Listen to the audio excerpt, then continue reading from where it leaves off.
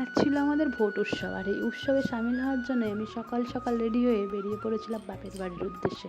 কেনই বা বাপের বাড়িতে গেলাম সেটা তোমাদের সাথে বলছি। হাই, আমি শ্রাবণী। আমার নতুন একটি ভিডিওতে তোমাদের অনেক অনেক স্বাগত ও অনেক অনেক ভালোবাসা।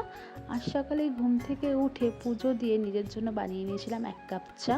চাটা কমপ্লিট করার পর টুকটুক করে রেডি হয়ে বেরিয়ে গেছিলাম বাপের বাড়ির উদ্দেশ্যে, কারণ আমাকে ভোট উৎসবে সামিল হওয়ার জন্য বাপের বাড়ি যেতে হবে।